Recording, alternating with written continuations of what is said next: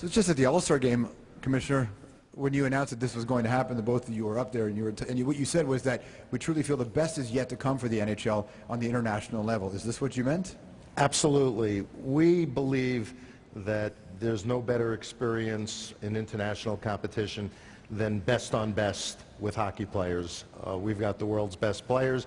They're going to be on stage here competing for their countries, which means so much to them. It also is an opportunity for us to relaunch our international initiatives by having this tournament, other tournaments, other competitions, preseason games, regular season games, clinics, give us a more regular international presence to continue to encourage the growth of the game.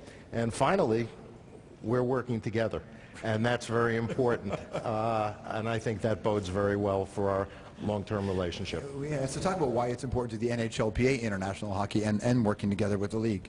I think that for a couple of reasons. First of all, you want to work together with the league because that's the way you get the most effective job done. We have disagreements where our interests are different, but they're not different here. They're completely aligned, and we want to make the best of it. As far as the players are concerned, there's a number of reasons. Gary already mentioned a couple of them, but all professional athletes, and certainly hockey players, want to play against the best in the world on the biggest stage of this type that they can find, and they want to find out what happens. It means a lot to them.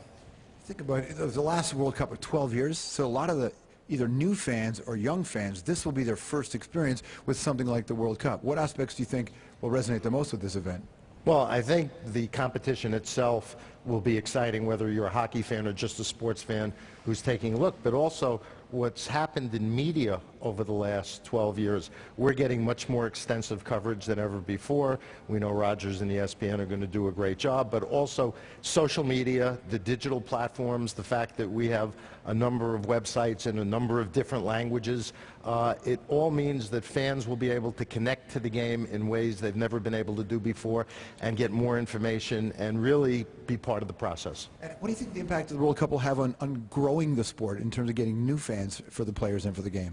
In order to generate new fans, you have to expose the game. You have to expose the NHL game and the players, and you have to do it in an attractive forum that's really going to grab their attention. We think this is it, but also it's step one. There's going to be a lot more. This is going to be a nice ride the next several years.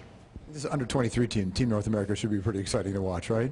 I think it's going to be a lot of fun. I mean, there'll be 150-ish NHL players playing.